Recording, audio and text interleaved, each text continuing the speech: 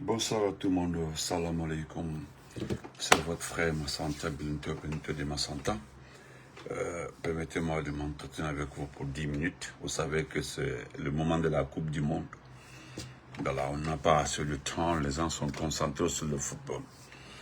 Mais je ne peux pas rester sans intervenir sur le mal en question, le problème de ce pays, c'est-à-dire notre situation. Quand on te dit, mon frère, voilà ta situation. On te trouve comme ça, on te dit, mon frère, voici ta situation, occupe-toi de ça. Notre situation aujourd'hui, il est là. La situation, c'est Mamadi Doumbouya.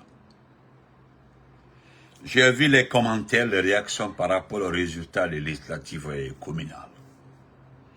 La question qu'on doit se poser, elle est principale. En quoi ces élections-là vous concernent?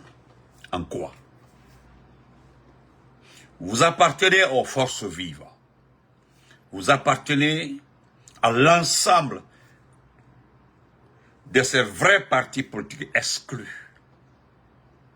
Vous appartenez à des partis politiques qui aujourd'hui sont à 95% représentatifs de notre pays.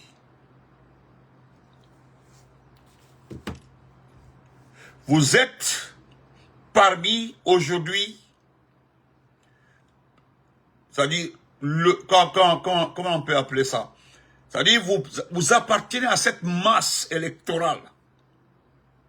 Vous appartenez à cette société réfléchie, aguerrie, observatrice de la situation de ce pays-là.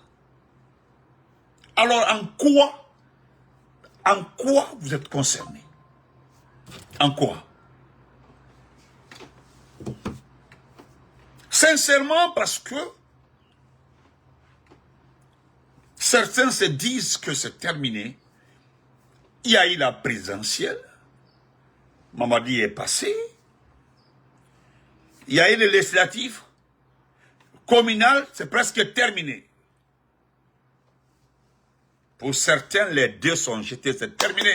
Il n'y aura plus de réaction. Les gens ne pourront plus. Mais attendez, vous trompez. Moi, je croyais qu'on est arrivé à un niveau d'observation qui aujourd'hui est indiscutablement quelque chose de très basique pour vous. Le gars a fait sa présidentielle. Qu'est-ce qui a changé? Moi, je pensais que la plupart allaient prendre là le niveau d'observation. La présidentielle est plus importante que tout ça là devant la communauté parce que ça met en lumière la réalité sur le statut de pouvoir. Il faut s'attendre à quoi? Qui va gérer et comment le pays? Regardez, aujourd'hui ce qui se passe est plus qu'avant, plus que la transition. C'est-à-dire, c'est comme ce qui arrive en matière de gestion économique, sociale et autres en Guinée. C'est pire qu'avant, au temps d'Alpha Condé. Mais pendant la transition et l'élection de Mamadi, quelle est la différence? Entre la transition, regardez la transition, vous avez vécu la transition, et vous êtes dans le mandat de Mamadi, pour dire de vrai, pour dire la vérité. Qu'est-ce qui a changé? Qu'est-ce qui a changé entre la transition et l'élection? Sans démagogie, qu'est-ce qui a changé? Nous ne sommes plus les seuls concernés. Même les proches de Mamadi ont compris qu'ils vont s'enfoncer, qu'ils vont rentrer dedans. Regardez la toile. C'est parce qu'il y a la Coupe du Monde. Sinon, il y a certains qui ont pris assez de coups pendant les législatives et communales.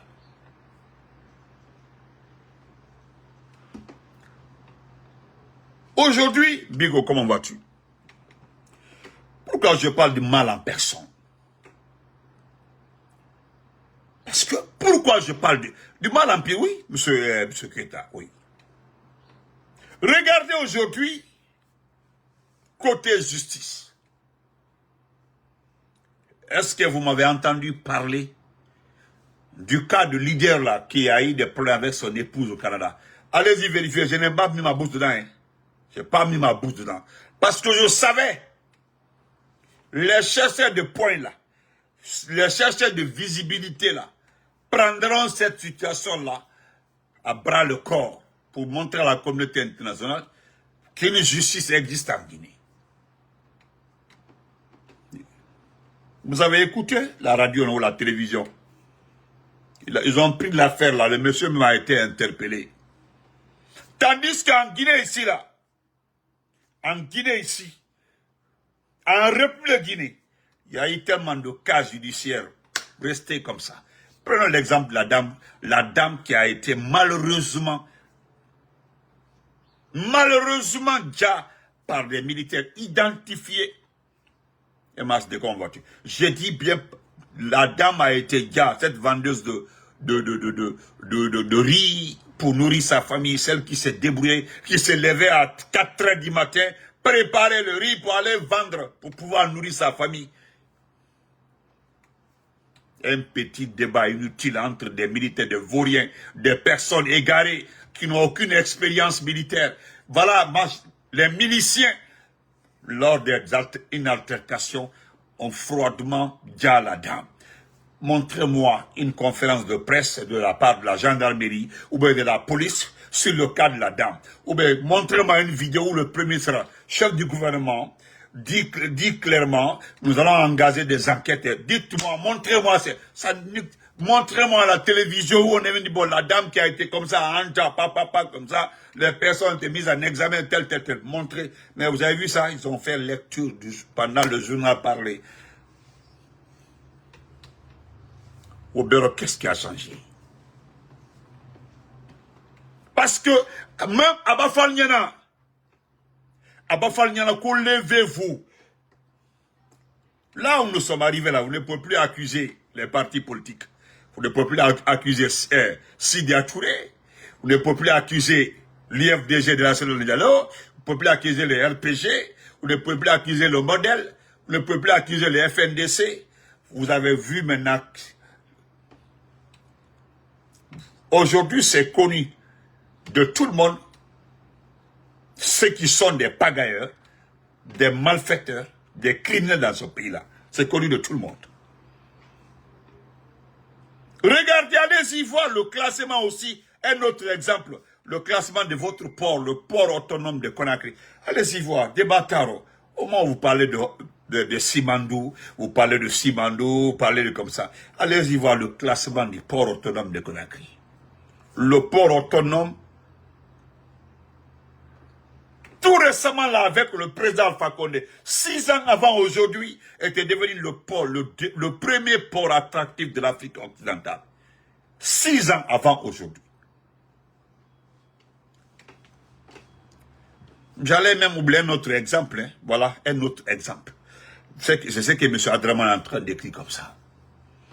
Le cas de stade de Zérékouré, du dépôt de carburant de Kaloum. Rien n'a été dit là-dessus. Absolument rien. Je viens, la service, c'est mon travail. Pourquoi?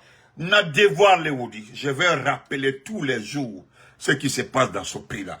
Parce que pour ne pas qu'un jour, lors d'un débat comme ça, où vous étiez, M. Benito, lorsque ça là s'est passé en Guinée, ceci s'est passé en Guinée, cela s'est passé en Guinée. Moi aussi, tu n'en as la qu'à reprocher. Kabore, comment vas-tu? Personne. Et je connais ceux qui font les prunes, ceux qui partagent nos abonnés, qui sont...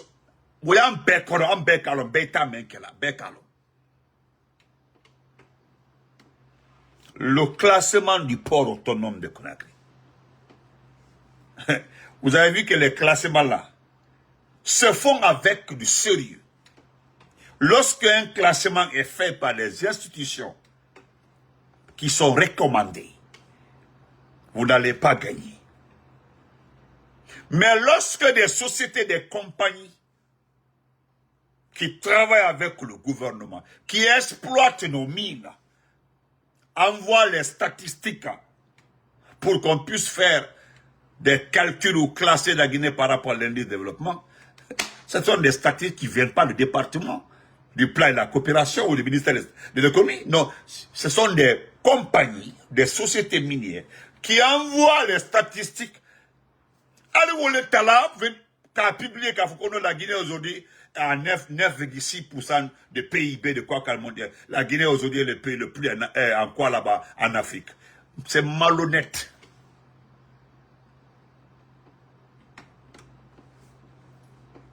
Laissez certaines institutions indépendantes venir en Guinée constater le niveau de vie des Guinéens. Pardon, faites-le. Ricardo, comment vas-tu? Pour l'amour de Dieu, il faut dire calme, respect. Laissez les institutions, je dis, 1 ou 2 institutions, venir en Guinée et puis se lancer dans des enquêtes de niveau de vie de la population. Vous connaissez, comme moi, ou bien plus que moi, comment on estime, on calcule le niveau de vie, le niveau d'avancement d'un pays. Vous connaissez? C'est simple. En de la domente, mais en calo, en cas de comment ça se fait?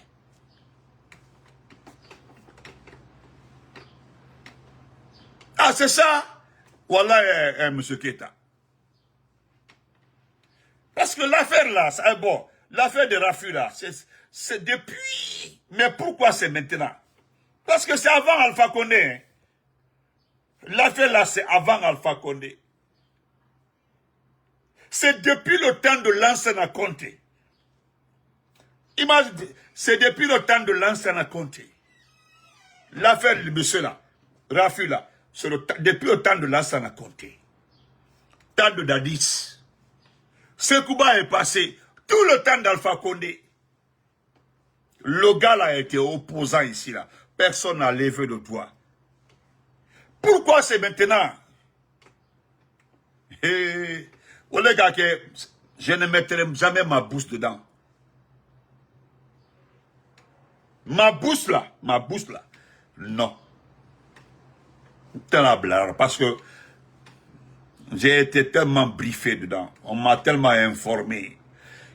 Ceux qui ont vendu le monsieur là, ceux qui ont poussé le pays là. Parce que, au temps d'Alpha Condé, le Canada avait son ambassadeur à Conakry, le Canada a coopéré avec la Guinée, il y avait la bonne relation. Pourquoi ne pas évoquer ce cas-là? Tant de Sekouba, tant de Dadis. Mais pourquoi tout ce temps-là? Pourquoi c'est maintenant? Pourquoi? Au lieu de perdre le temps à vous, demandez-vous pourquoi c'est maintenant. Le dossier la refaire surface. Même si on dit non, on peut, même après 30 ans, un dossier peut refaire surface, mais il y a eu de très bonnes occasions à des moments très importants où le dossier devait refaire surface. Mais c'est pourquoi c'est maintenant que ça refaire surface. Pourquoi? Qui a un intérêt dedans? Posez-vous la question, qui a un intérêt dedans? Parce que c'est une question d'intérêt. Qui a un intérêt dedans? Mais l'affaire là, si vous pensez que c'est avec cette affaire là que vous allez justifier la qualité de votre justice là, vous perdez votre temps. Parce que l'affaire là arrive, nous attendons d'abord la réaction des autorités canadiennes. Là, nous allons déquiloter ça aussi, mettre ça sur bout. Donc, nous allons parler du mal en question, Mamadi Doumbouya. Parlons du mal en question. Il y a eu les élections, c'est terminé. Les députés sont là, vous connaissez maintenant les députés. Hein? Vous connaissez les maires. Sauf qu'il y a un maire qui a été cueilli. Est-ce que son nom a été dit? Mais non, je ne pense pas. Badra, je ne sais pas si je dis son nom. Parce que je l'ai dit et je le répète encore. L'ordre a été donné par Doumbouya de l'arrêter. Pas une autre personne. Doumbouya même en question. C'est lui qui a émis l'ordre de l'arrêter. Et ça, il devait être arrêté parce que c'est un voleur. C'est un voleur. Donc, chers compatriotes, il y a un autre combat qui arrive. Ça, c'est entre eux. la présidence de l'Assemblée nationale. Vous avez vu qu'ils ne sont pas concernés, ce n'est pas important. Parce que, pourquoi je voudrais que vous arrêtiez, moi, de m'envoyer les résultats des élections. Vous devez arrêter de m'envoyer des commentaires par rapport aux élections. Parce que je ne suis pas intéressé. Vous pensez que, après l'installation de l'Assemblée nationale, après l'élection du président de l'Assemblée nationale, cela validera ce pays-là devant la communauté internationale. Vous n'avez rien compris. Si vous croyez qu'après l'élection du président de l'Assemblée nationale, que cela donnera à la Guinée un autre niveau d'évolution démocratique, vous trompez.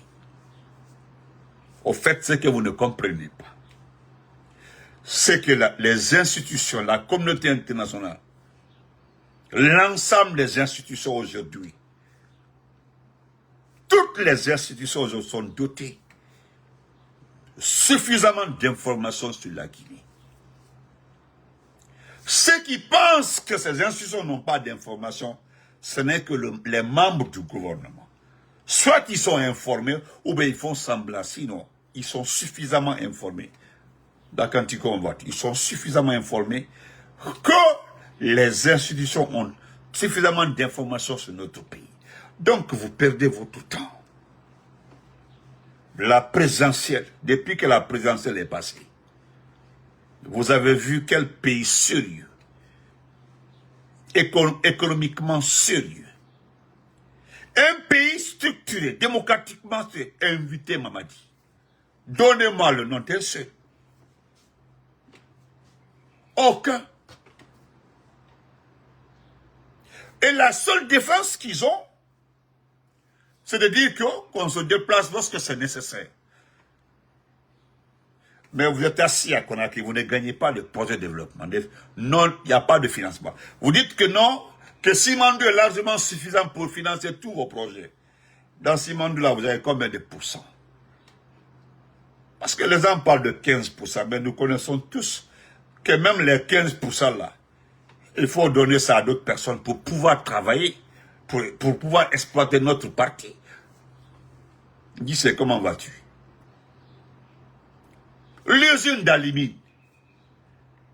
Vous tapez vos mains là-dedans, on a l'usine est là. Mais avec l'usine d'Alimine, nous n'avons que 5%. 95% appartient à Sinalco, les Chinois. Et dans le protocole d'accord, il est dit que peut-être au fil des ans, nous aurons 35%. Et ça, c'est conditionné. On transforme l'alumine sur place et ils vont nous vendre. Pas la Guinée qui vend, ils nous vendent et puis on paye. La terre nous appartient. L'environnement nous appartient.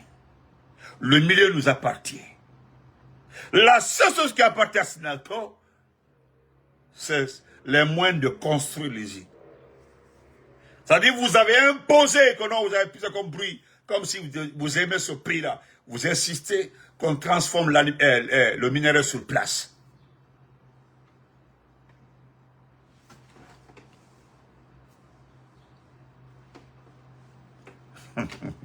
Bon, frère Guissé. Donc, chers compatriotes, je le dis encore et je le répète, il n'y aura pas d'avancement. Oubliez ces élections-là, mettons-nous au travail. Mettons-nous contre le CNRD, quittez dans l'illusion. Baouri qui vous dit là, que après toutes les élections qui vont libérer les gens. Mais dans ce pays-là, ils vous ont dit que personne n'a été arrêté, non? Mais c'est lui, Baouri, qui parle là, de libération. Frère Abdallah, comment vas-tu? Pas moi, hein.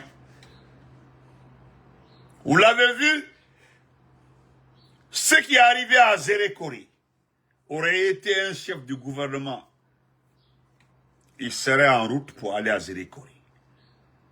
Mais il est allé écouter les résultats qui se passent entre eux.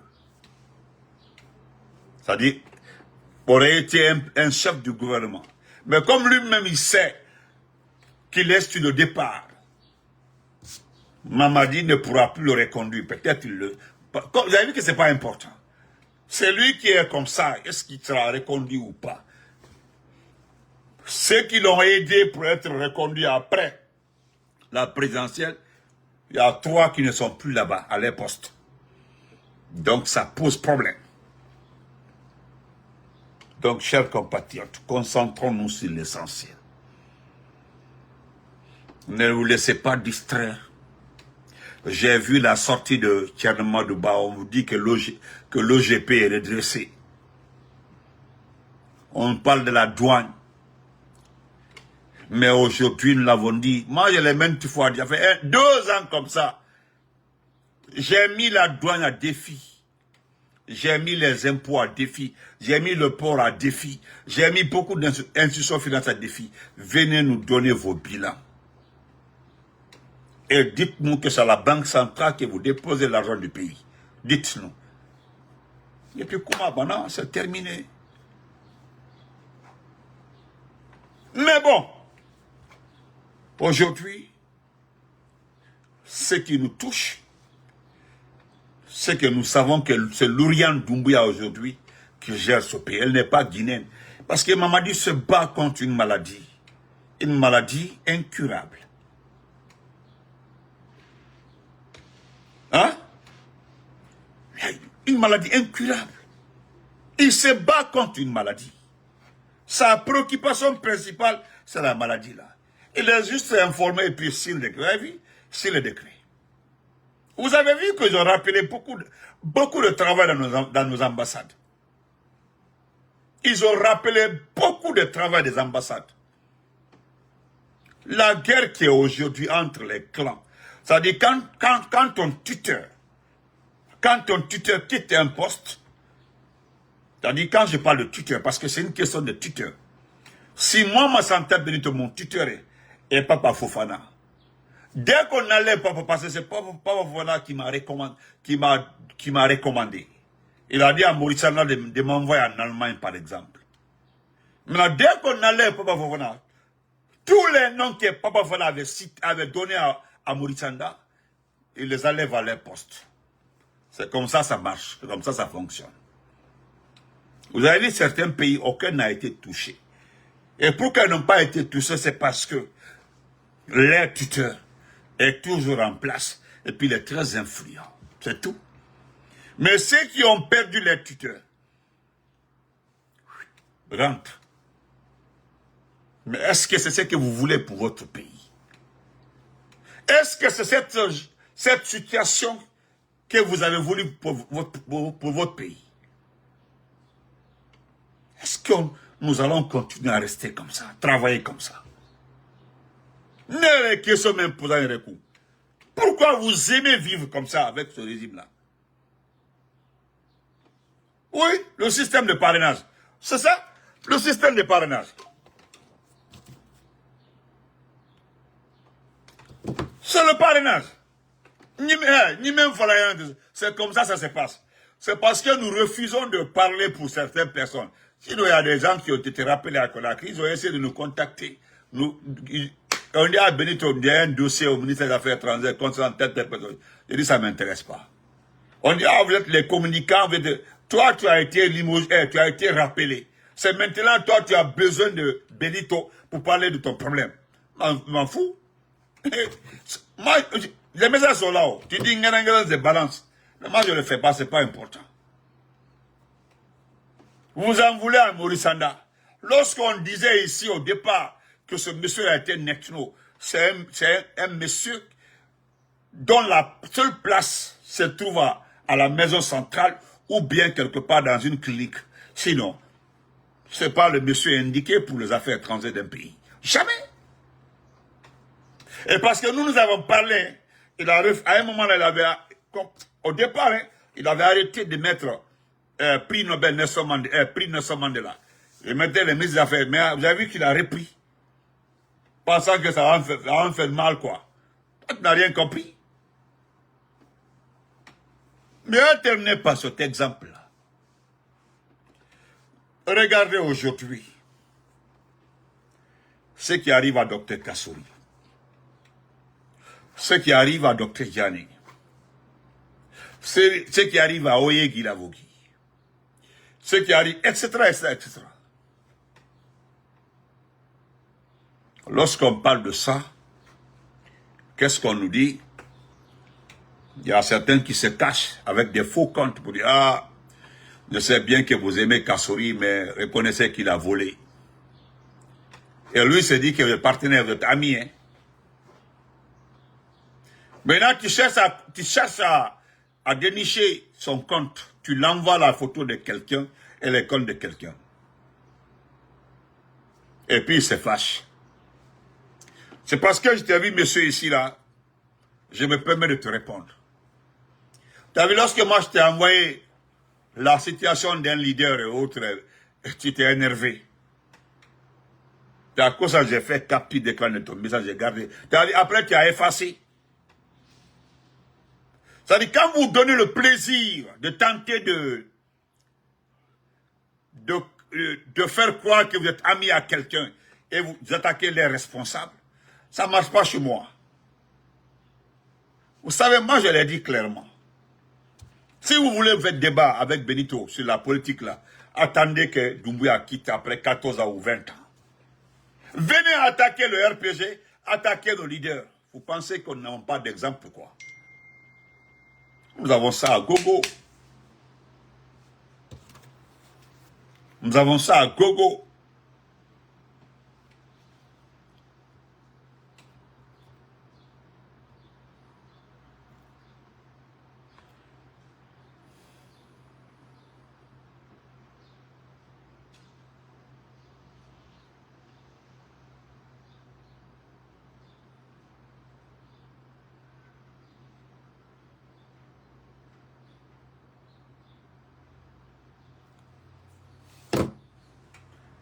Donc, c'était pour te dire que, attends, il ne faut pas te presser.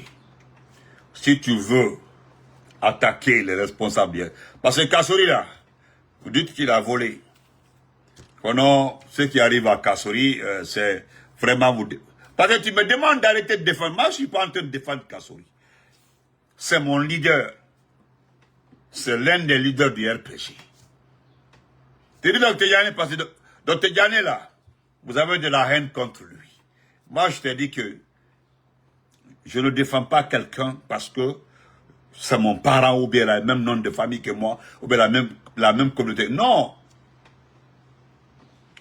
Dans ce pays-là, tout le monde est fautif. Tout le monde est fautif dans ce pays-là. Tout le monde. Mais ce qui nous concerne là, c'est Mamadi. Maintenant, si vous ne voulez pas vous battre contre Mamadi, c'est-à-dire, c'est ce que Doumbouya vous a fait. C'est-à-dire, Doumbouya a commencé par éliminer d'abord les autres. Beaucoup ont cru, oh voilà. Donc, il va finir avec ça, on va négocier avec pour avoir les postes, avoir se repositionner. Tu as vu, par finir, il a mis tout le monde dans le même paquet, l'a mis de côté. Et lorsqu'on disait faites attention, vous n'avez pas compris. Lorsque quand on attaquait quelqu'un du RPG, on prenait un responsable du RPG, ou bien on prenait telle personne, telle personne, personne ne réagissait. Hein. On dit non, ça c'est entre eux, laissez. Ah, les gens là nous ont beaucoup fatigués ici pendant la gouvernance d'Alpha Condé. Et pourquoi Doumbouya l'a fait? S'il avait commencé par les autres, on a dit ah il a peur. La réaction d'Alpha Condé, tel. Il a commencé par Alpha Condé. Il a commencé par le groupe d'Alpha Condé. Comme ça, là, il a vu que personne n'a réagi. Mais est-ce que vous avez vu les autres aussi réagir? Non. Donc, le rappel de mémoire, là, ça, c'est normal. Il ne faut pas te fâcher. Et ça, là, tu continues à le faire. Je ferai pire que ça aussi. Tu en ferais beaucoup d'informations. Tu vas te tranquilliser. Nous avons mis balle à terre et puis on travaille, on continue, on gère les choses. C'est pas parce qu'on a peur de quelqu'un. Hein.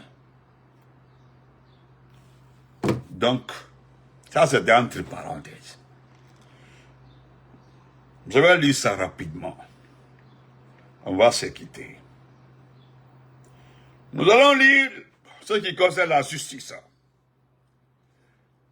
Et je présente vraiment, je dis Yako à toute la population de Zérekori. Je dis Yako à mes parents de Zérekori. Mais si vous comptez sur Doumbouya, sur le gouvernement pour vous indemniser, vous perdez votre temps. Je le dis sincèrement, moi je ne suis pas un escroc.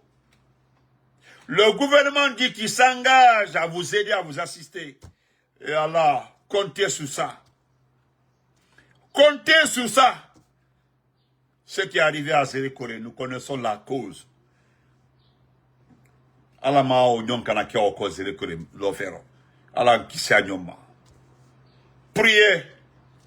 Demandez à vos parents, à vos cousins, neveux qui sont à l'étranger, de vous aider pour reprendre votre commerce. Mais si vous attendez que c'est Doumbouya qui aime l'argent, le monsieur là, qui a fini de sucer la Guinée, que lui vient vous donner l'argent pour rétablir votre commerce, vous perdez votre temps. Rien ne va se passer. Allez demander à nos parents qui ont été déguerpis à Anta, à Ratouma, partout à Matoto, à Matam, Dixine, ceux qui ont été déguerpis. Allez-y, demandez-leur. Certains ont dit, bon, il y a certains qui ont joué le jeu du CNRD, c'est-à-dire, le CNRD a été très intelligent pour déguerpir les gens. Ils ont choisi certains escrocs parmi les commerçants là pour dire, bon, ne vous en faites, bon, toi tu es avec nous, ce que tu vas faire là, accepte, nous venons déguerpir tout, ne réagis pas. Fais le jeu, on va faire cela. C'est les gens là qui ont été déçus, parce qu'ils n'ont rien reçu. C'est comme ça qu'ils ont utilisé certaines personnes. Là, ne faites rien, on vient, on déguerpit, ne dites absolument rien.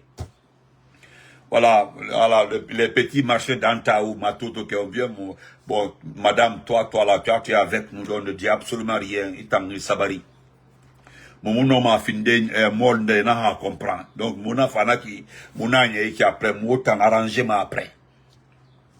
Frère Lubari, merci beaucoup. Et après là, les gens là ont marché, et ils voulaient manifester, on dit, manifester, nous allons nous prendre, vous serez les premiers à être, ils ont laissé tomber. Alors c'est comme ça. C'est comme ça. Vous ne connaissez pas le CNRD. Tu joues le jeu du CNRD. Abana. Monsieur Adraman Teta a fait une plume sur l'affaire de la justice là. Et cela m'intéresse beaucoup. Et je vais lire ça pour nous. Rapidement, on va séparer. Voilà. Donc, mes parents de la forêt là, ne comptez pas sur le CNRD. Vous avez tout perdu. Tout perdu. Il y a d'autres pays qui ont été, franchement, la population a été secourue, a été indemnisée. En tout cas, ils ont été assistés. Voilà, les gens ont été assistés. Mais pour la Guinée là, il y a eu des précédents. Hein. Rien n'est sorti dedans. Je me demande comment ils vont faire. Allahu Akbar. Salam alaikum. M. Adraman Keita nous dit ceci. Il dit qu'il se sent curieux. Voilà. Lui dit qu'il est curieux. Il se sent curieux. La justice du CNRD. La justice ne devrait pas être un spectacle, mais plutôt un moyen de dissuasion et de punition, normalement. Parce qu'il y a des petites sanctions là, quand vous les prenez, voilà, ça peut donner à réfléchir à d'autres personnes. Voilà, ça aide beaucoup quoi. Quand moi je vole un poulet tout de suite là, on me condamne à 6 mois, 6 mois de prison et puis une amende de 3 fois le prix du poulet là. Et quand ils ont pris Benito, il a volé un poulet là, il doit faire 6 mois et payer 3 fois le prix du poulet. Donc,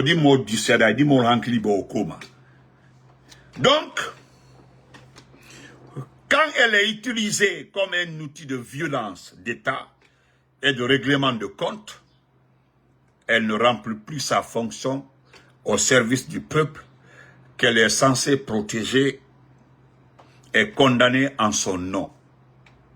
Nous avons suivi avec attention le cas d'un citoyen guinéen accusé du meurtre de sa femme, une Canadienne.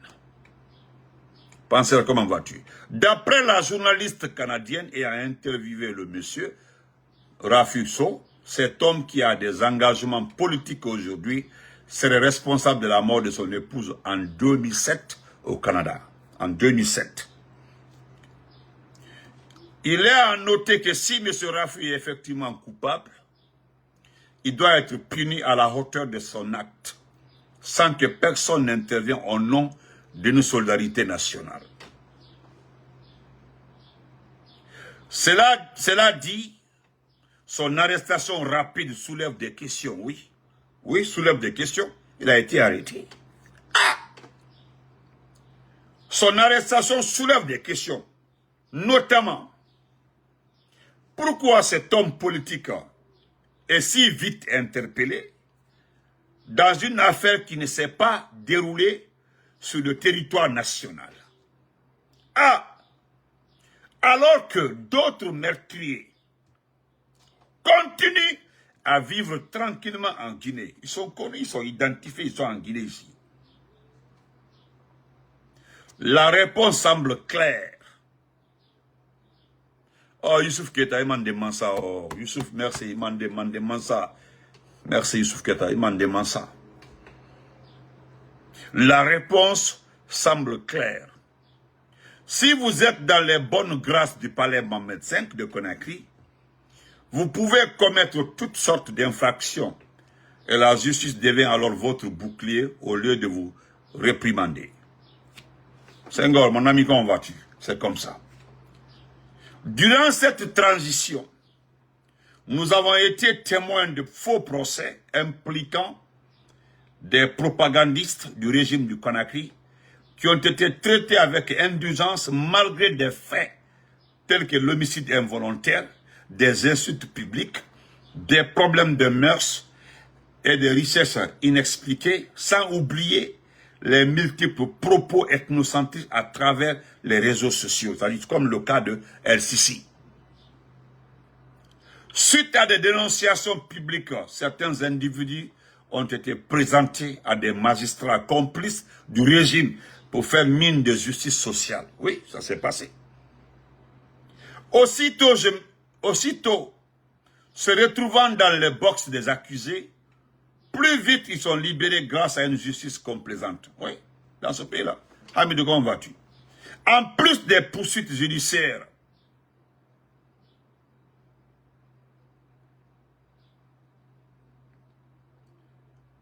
à l'encontre des anciens dignitaires par la CRIEF et la détention des leaders politiques injustement emprisonnés, le cas de Rafi Sow illustre encore une fois les injustices persistantes dans notre système judiciaire.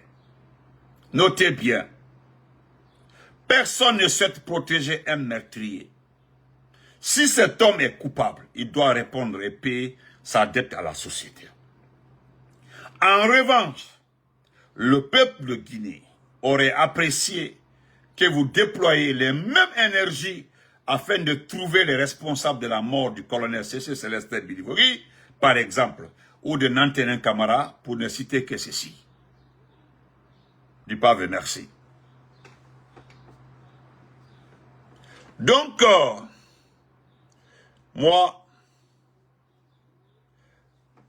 je le dis sincèrement, je me limite ici pour aujourd'hui. L'affaire de Rafi, là, vous avez été chaud pour arrêter le monsieur. Monsieur Adraman, qui est à l'ensemble des citoyens qui aiment ce pays, vous demande de fournir plus d'énergie aussi pour arrêter certains meurtriers dans ce pays-là. Mais j'ai vu une image où on a rendu hommage à Kilo, Dantilia Moriba Kilo, une artiste guinéenne qui a souhaité, je ne sais pas quoi, à Kilo, à Dantilia Kilo. Ma soeur, Kilo là, si tu ne t'éloignes pas de Kilo là, tu vas avoir des problèmes dans ce pays-là. Parce que je le dis sincèrement, je le répète encore aujourd'hui. Tous ceux qui ont reçu des maisons dans les mains du CNRD, tous ceux qui ont reçu des maisons, des véhicules, je vous en prie, notez, vous gardez, que vous êtes en location pour le moment. Tous ceux qui ont reçu des maisons, mettez en tête que vous êtes en location. Vous n'allez pas croire. Nous avons noté le jour où on vous a remis ces maisons. Et qu'est-ce qu'on nous a fait aussi? Ils nous ont envoyé la liste des véhicules, des biens reçus par certaines personnes. J'ai mis les biens ça de côté.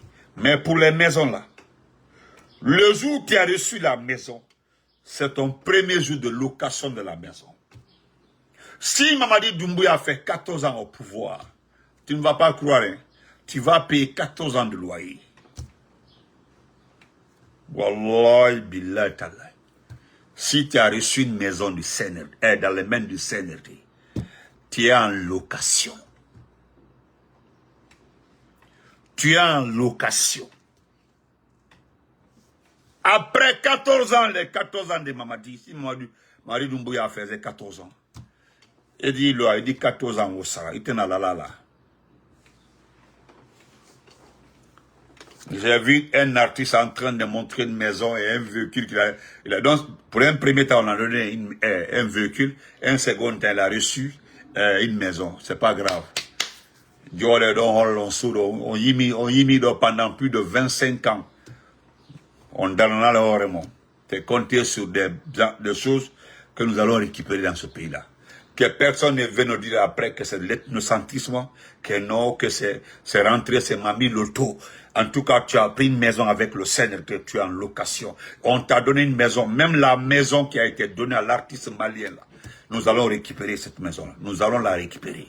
À bon antenne, salut, on se reprend après et puis merci.